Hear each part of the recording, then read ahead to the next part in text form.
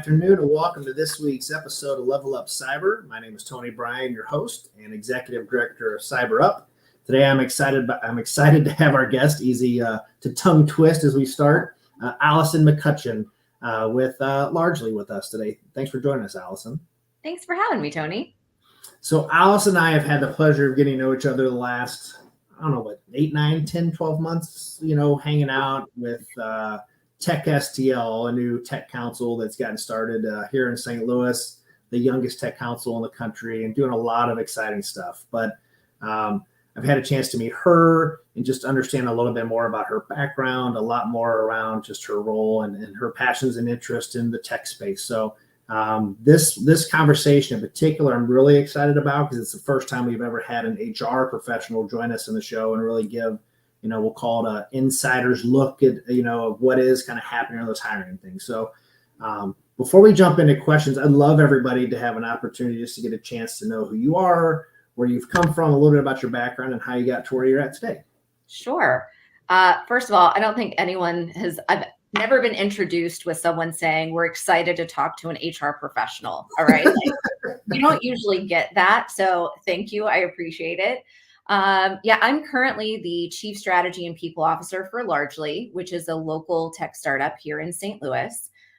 We are focused on helping companies capture, employee-generated content, employee stories, and also leadership stories to help drive performance outcomes, whether it's in the hiring space, the employee engagement space, or even through operations. So that's been a really fun adventure for the past couple of years. Prior to joining Largely, I worked for Anheuser-Busch, and I was there a little over 10 years.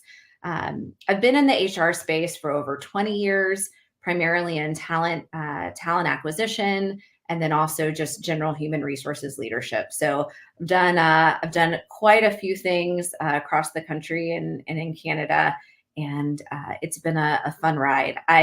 I'll tell you how I got into HR. I think my story is actually not unique. About every single person that I speak to will tell you that they fell into human resources and they probably started as a recruiter, and I am no different. So my very first job was in Baltimore, Maryland at the Baltimore Sun. So back a long time ago, newspapers were a thing. And my very first job was as a recruiter there. And I was in the media and entertainment world before I moved over to CPG, beer, and then now tech. So it's been quite the adventure.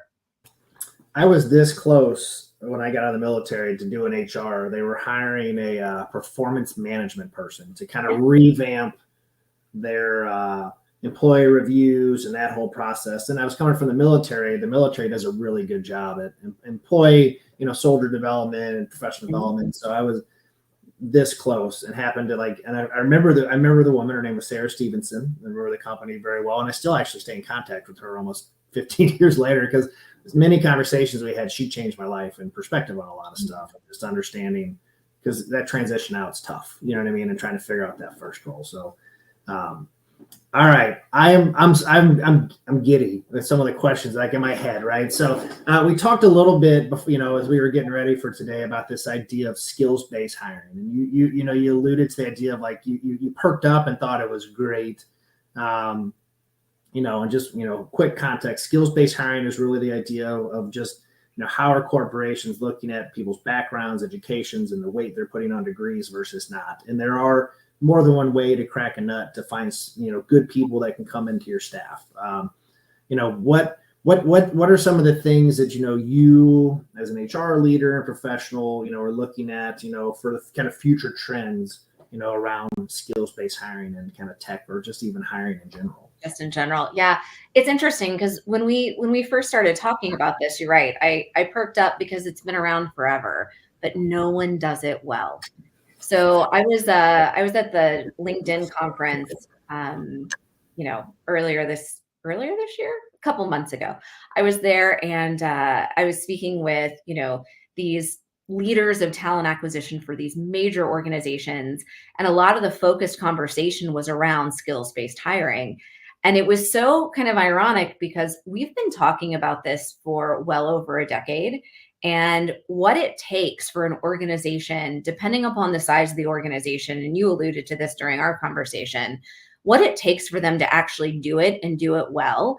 It can be a heavy lift, but I think what companies really need to do is just get started.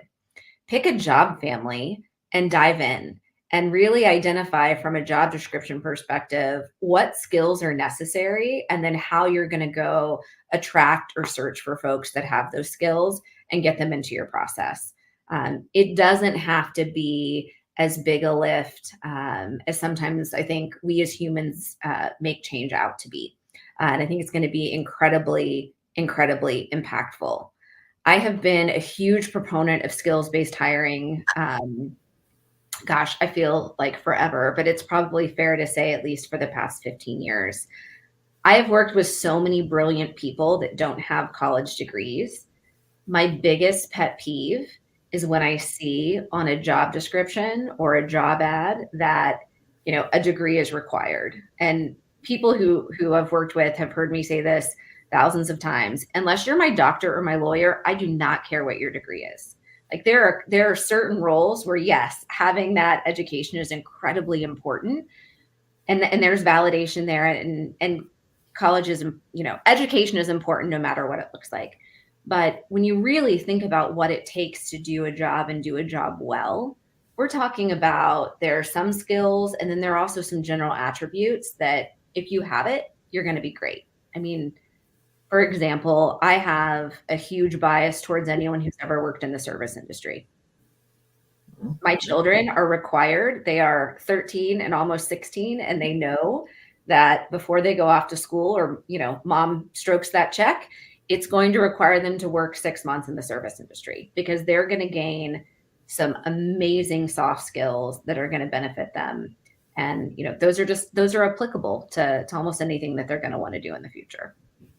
You're saying dealing with complicated people your entire life is full of it? That's weird. So strange. Well, I mean, I think the suggestion of just picking one area makes a ton of sense because it can be overwhelming, right? We've all got, I'm sure there are 5 tasks each of us are sitting on right now that, it's important work, but it's not something we have to prioritize right now, but we know we could do it, but it's just going to be harder than we need it to be. Right. So we just put it back. Well, that's a tomorrow thing. That's a tomorrow thing. I feel a little bit of skills-based hiring is like, hey, that's a tomorrow thing. Nationally, it seems like degree requirements are dropping, right? It's one thing to say it, but then it's also is the thing to then like implement how you're recruiting those folks and to like actually hit those roles. Right. So I think a question that comes up. So I find myself, not me, just the perpetual everybody, finding myself, I'm looking for that job. And I hit the endless abyss of internet job applications. And I've got to, customize my resume here and my cover letter. And I got to beat the KSAs in so many words. What's a good way for any, a candidate to stand out through a computer system or like, I don't know, maybe get a chance to actually have a conversation with somebody that they're applying online? If I had the 100% like silver bullet for this, we would be, talking from my island instead of here locally in St. Louis. But I think, you hit on the basics. At the end of the day, when you are applying for jobs the answer is it depends. The answer in HR and people and everything is it depends. But based on the type of role that you're looking for, part of it is speed. So understanding that as soon as a job goes up, you can get in there and be one of the first to apply. That can be really, really impactful. I am also a huge, the people who are watching this might roll their eyes, but I'm a huge fan of ChatGPT and technology. And I don't think there's anything wrong with using the tech that's available to you to say, here is the job I'm applying for, and here's my resume, and am I missing anything? As long as you know for sure that you can do that job, there is no harm in using the tools available to you to make sure that you're, like you said, hitting on those keywords and what have you. But I think that what we're seeing today is, and we talked about this, is there are a tremendous amount of jobs that are available, but are the types of jobs that people want or what they're looking for. And that's, I think, where we have a imbalance in the number of opportunities relative to the number of people available. Just to dive a little bit, we were chit chatting around the idea of like right now we're being told that our economy is great and the job market's booming and unemployment's never been better. But then you hop on LinkedIn or you see in the news cycle of just in this company here like 1,500 or this some of your very high paying tech jobs that are there now.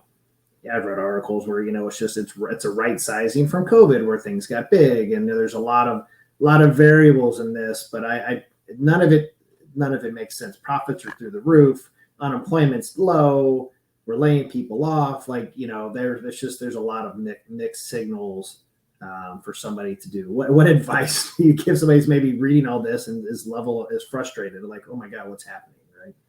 Well, I think the tech industry has been disproportionately hit. And that is the companies that are laying off, those are big names. And so they're always going to make the news and it's going to be in front of you. Right.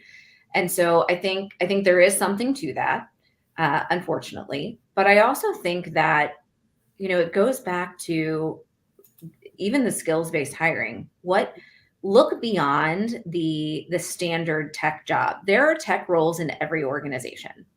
You don't have to be just a specific tech company out of Silicon Valley to have a great opportunity available. So make sure that don't let what's happening around you impact your ability to keep going and to persevere and to try new things and to look for different roles within different organizations, because I think you've got to uncover the companies that have those roles available versus the job or the brand that you would associate with a tech role per se.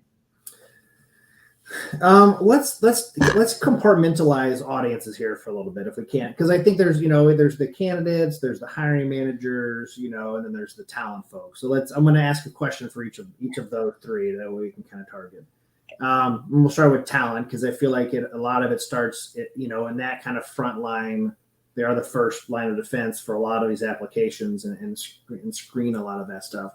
What advice would you give to talent folks that are out there that, I don't think anybody intentionally wants to disregard or shun somebody off because they're not hitting the system.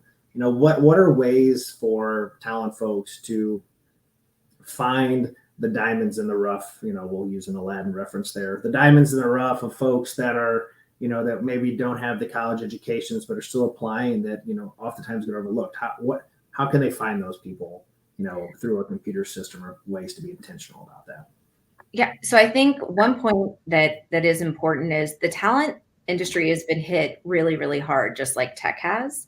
So when I look at, my network and I pop up on LinkedIn, I find that a tremendous number of talent professionals are now on the market, because talent acquisition is very much like feast or famine. And so as a candidate, not to make excuses for the experiences that people might be having, but if a talent team in an organization is reduced, they now have less resources oftentimes to do the same amount of work, if we're being honest. And so there can be some, downstream effects for candidates that are 100% unintentional, because those that are left within the organization are still trying to, find the right folks and provide an amazing candidate experience. At the same time, like we talked about, there are a lot of companies that are continuing to grow or in a growth mode and are seeking talent across a variety of different roles. And I think that there are a couple of different ways that they can really lean in. If you're in talent, you usually have two problems. Either you have way too many candidates and it's hard to sort through and to know how to prioritize, or you don't have enough candidates. So if you don't have enough candidates, the way you solve that problem is very different. That is where you start getting really maybe a little bit more creative and scrappy to understand, okay, here's the job that I'm searching for. I'm looking for someone with these skills and with these potential abilities. How am I going to go find them? And I think that's where, you get really creative and think, okay, what are transferable skills? if someone can do this, can they most likely do that? And if the answer is yes, then you go after it, and hopefully you go about that pretty quickly. On the other side, if you have way too many candidates, I mean, there are some roles that are getting thousands of applicants in a day, and they just don't have either the technology or the time to go through every single resume. I mean, or to respond to every single candidate. And that is really, really tough. And I think some organizations handle it differently than others. Some use assessments. I think we're all familiar with knockout questions. A lot of companies will have knockout questions to go ahead and limit the funnel for those recruiters. But that's a hard spot to be in. I remember being in that spot, having thousands of candidates and having a senior leader ask me, well, how do I know that the folks that you brought me are the best? Really answer that quite well, because I knew that there were 300 candidates I hadn't had a chance to even look at. So I didn't know. I knew that I was bringing the best of what I had the time to assess. And that's a tough spot to be in. I mean, I would argue for, use of great intermediaries like CyberUp that have a screen candidate pool of candidates. But that's, we can jump into just some of the strategic partnerships that I think that can create, because like what you just described for us is generally our two biggest issues. They get too many resumes and they're like, well, I don't need you because I get too many, right? Or they don't get enough. And then I think if there's not enough, oftentimes they're too small and don't feel like they can do what we would do. That's something a bigger company would do. So it's really a double-edged sword for both of those scenarios. But, I know for us, we really try to get to know our hiring managers well. What are the types of folks? So then instead of hundreds, we can narrow it down to 3 or 4 and give you a targeted audience within that stuff that really helps kind of hone that in. From a hiring manager perspective, how can I become BFFs with that talent person, right? Who's now understaffed, who's going through hundreds of people to maybe really help me, find the best person and really build that relationship with them to really have, kind of me in the front of their mind to find the people that I need. What's a good way to do that? My favorite hiring managers were managers who knew what they wanted. And I think that oftentimes hiring managers don't know what they want.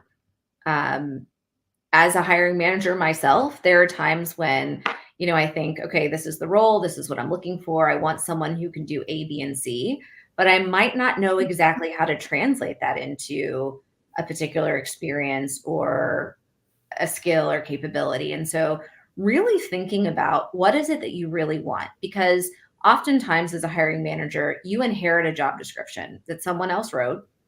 It's the same one that's been used every single time, maybe with a couple tweaks. And the best thing you can do is start there. That's what you have. And really think about, what is it I really want someone to do? And what does success look like? Like, what will make my job easier? Because selfishly, that's what we're looking for, right? We're looking for someone to do a job that's ultimately going to deliver. So it's going to make your job easier. So what does that look like? Frame that out, and then meet with your talent partner and explain that, and be willing to have a dialogue and be willing to be challenged, and also challenge back. Like, the best talent people are curious, and the best talent people will just like tenaciously ask you more questions about why. So be willing to be questioned and really sit and think about it, and then figure out what you really need versus, we always talk about a purple squirrel in talent acquisition, like that ideal unicorn candidate. Be willing to challenge kind of your assumptions as well. We've placed a lot of weird purple squirrels that wouldn't be a traditional candidate that have worked out pretty well. Let's from an executive standpoint, right? Let's say I'm a CIO or CISO.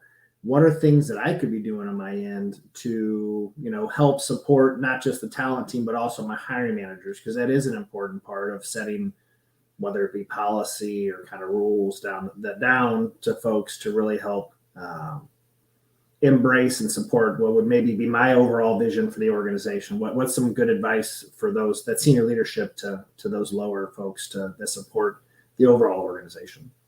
Yeah, I really wish people would do 2 things. One is the internal vision and the external vision. So from a strategic perspective, are you really being clear with your vision for the team and what you're expecting and what does success look like? If we do this, we know that we will have been successful. And this is, this is what this is going to look like. And this is how we're going to get there together. And then also, as much as you can, how are you leveraging that message externally as well? So I think we're in the age where we should all be thinking about our personal brand. Yes, we work for an employer. Employer brand is really important, but we all have an image and hopefully a profile somewhere. Let's just use LinkedIn as a general example. Think about what you're putting out there, and then as a leader, what are you putting out there to help attract the right talent to your organization? Because I don't know about you, but I research a lot of different companies and a lot of different things. And I love to hear what people are doing and how they're getting excited. And it's how I've made connections for folks in my circles to say, hey, I think this could be a really good fit with you. It looks like they're doing some really cool stuff. So as a leader, you've got to think about how are you really championing like talent internally?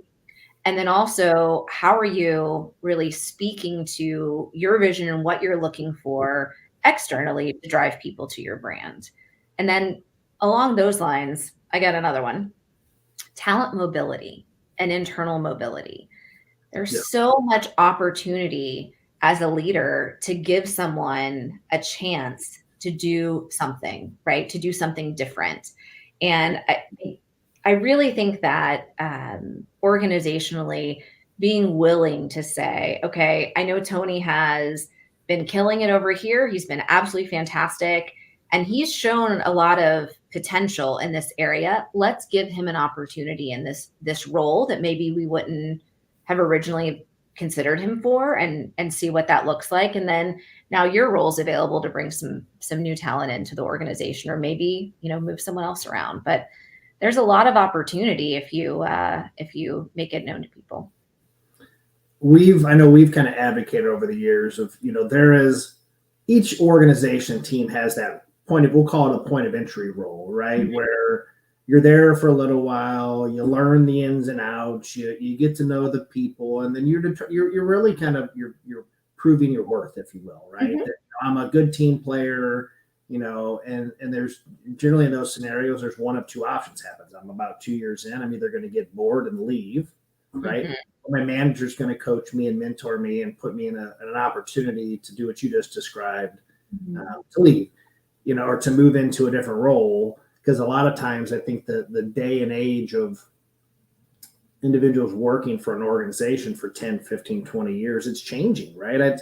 I think, I still feel a little boomer in my mindset around like kind of, sticking in a place because it's the consistency there. But for younger folks, right, it's more about, how can I get up, every time I move is 10, 20 grand more. So those are things I want to do. So that's really what corporations are competing with, is that level of growth. And so you've got to be intentional. You really got to think through how you're doing that. And I'm seeing more and more companies get on board with it, but it's still not nearly where it needs to probably be. Yeah. Well, you've got to examine it, right? Like, I would encourage any organization to really examine their process. What's your performance management process? How are you evaluating people? How are you rewarding people?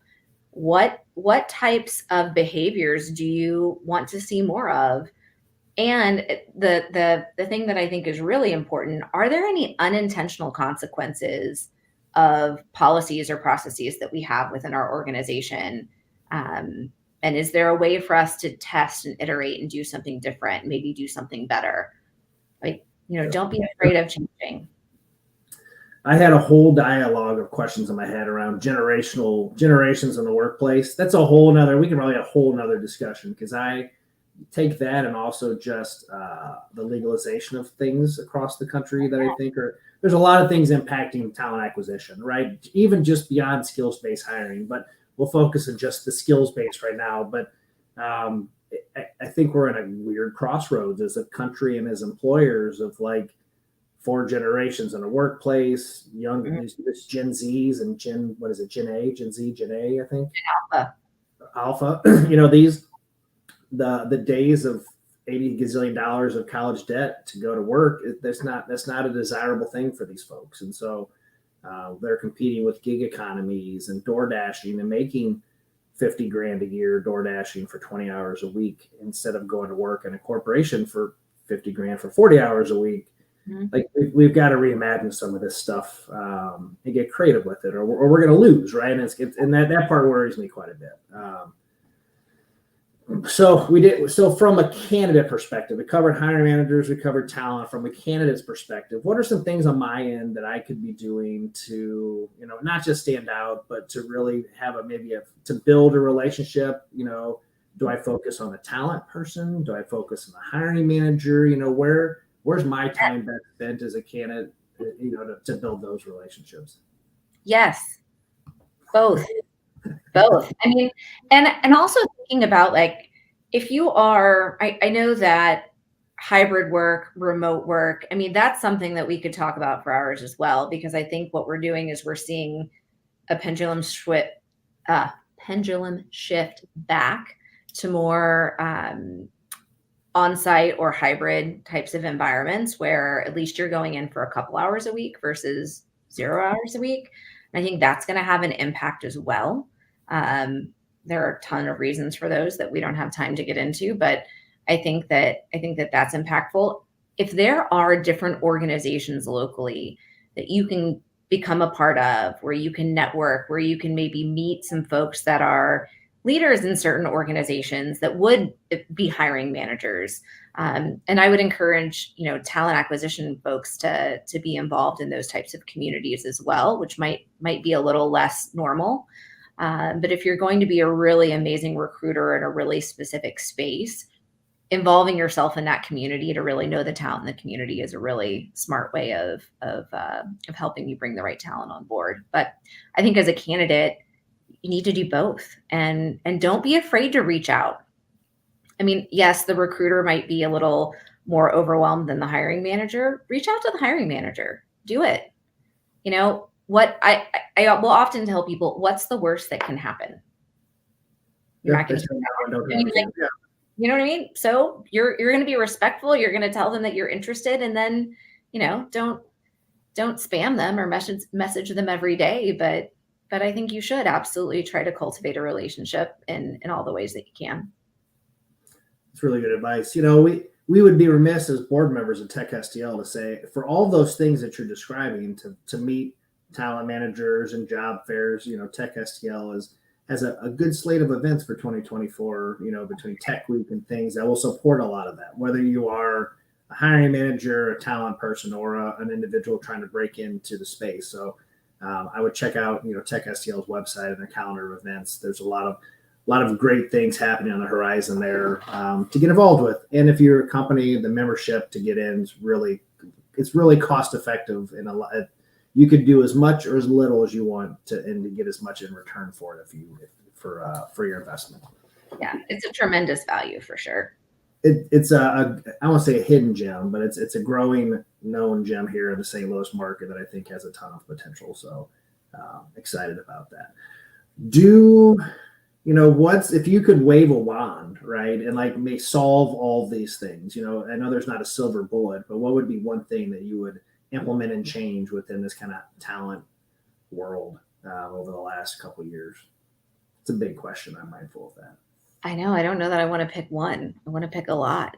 I think that I think there have been a lot of interesting things happening from an education perspective. I'm just a huge proponent of education and continued growth and curiosity, and thinking about what we've talked about with skills-based hiring. How can you educate yourself and find the things that you love and that you're good at and that you want to do? I still believe in that dream of doing the thing that brings you joy. I mean, not all the time, but we're adults. You and I have probably done several jobs that didn't spark joy for us, but it's still something that I think is attainable and that people should be going after.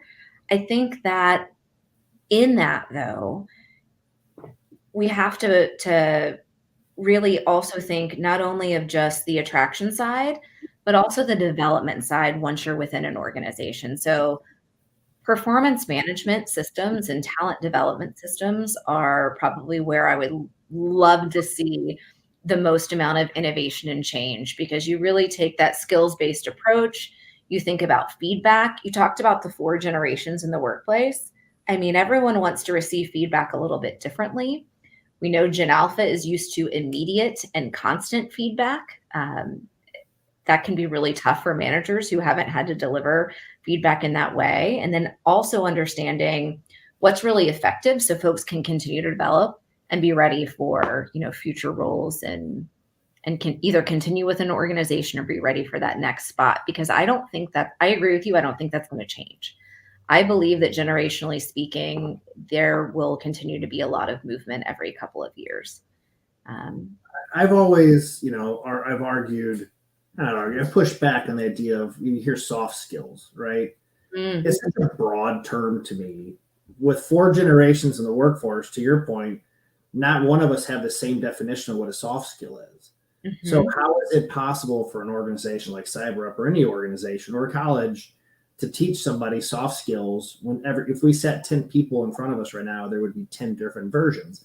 There would be common themes: show up, look appropriate, those, dress the part, and some of those kind of commonalities, but there's still other aspects of employers of things that we all value a little bit differently, right? So I've always struggled to say, let's just create a soft skills curriculum, where you could there's not a universally accepted way to be a human, and so you're finding an employer that wants to invest in you to be a better person, that works to find your joys and the things that you're doing for work and really try to maximize your skills to the utmost. So you do, because if you're going to come to work and be happy, you're going to have a better day at work. Your attitude's going to be better around everybody else, and the team's going to be better. So yes, that's hard. But at the same time, it really is an important part for an organization to intentionally invest in people for that, intentionally create programs beyond pizza parties, right? And kind of, things that have,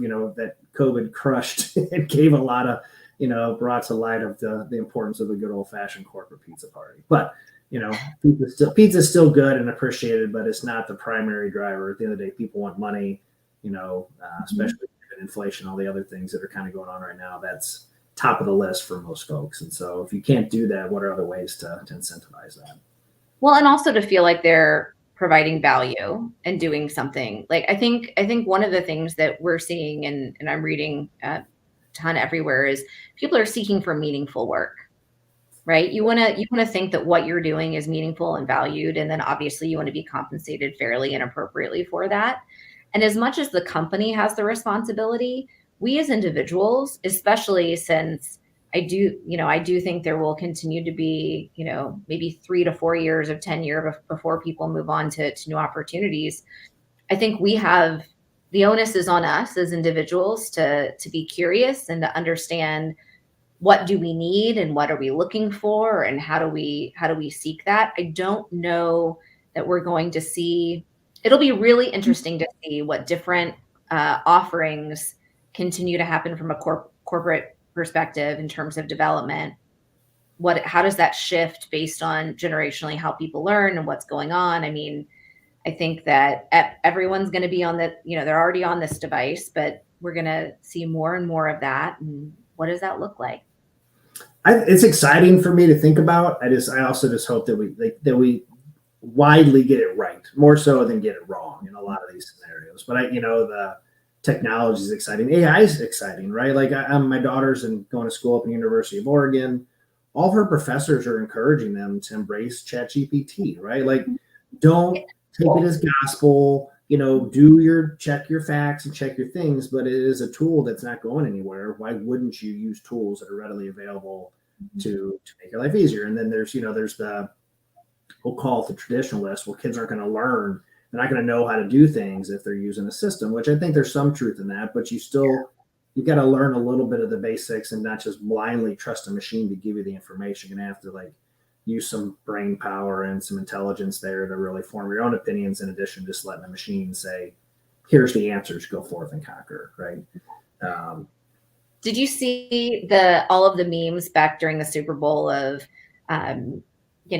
I finally found there's finally a reason for me to understand if a plane's going this way at this many miles per hour, to see what Taylor Swift was going to be back in time for the Super Bowl. It was like, I'm finally using that math. That math problem has become germane to my day-to-day life. And I thought that was hilarious because I agree with you. I think there's a level of fundamentals that we all need to know. And then there are tools that we should absolutely be leveraging to make us more efficient and effective. But, I know that if I have to, I can solve a quadratic equation without, a computer calculator. But I don't know that I could anymore. It'd be rough. It'd be a rough go, but I would give it all my go. You'd remember. It'd come back to you. So the last question everybody gets, what advice would you give to individuals to level up their cybersecurity career?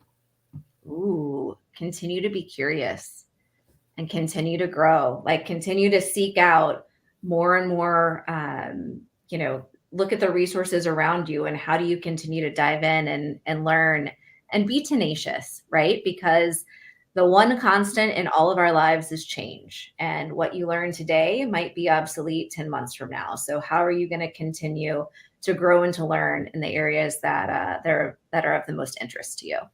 Seek that out and go after it.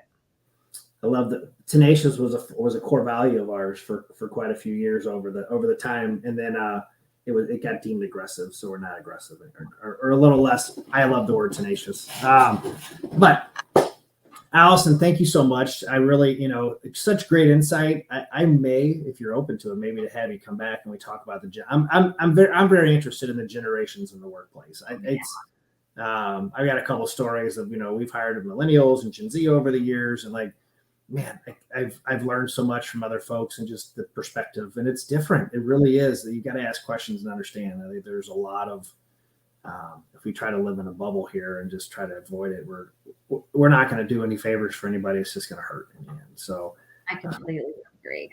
The one thing that I would say is I hope that people continue to not assume ill intent on things that they don't know anything of, that they're unsure of, right? Yeah. Let's just assume that we're all trying our best and not trying to negatively impact one another. That's solid, very solid advice. But Allison, thank you so much for today. Thanks for your time and just your words of wisdom. Thanks for everybody for tuning and listening. As always, appreciate the opportunity to do this show, to share good words of wisdom, and I think hopefully bring some value to everybody every single week. So thanks for being a part of that, and have a great week. See you guys.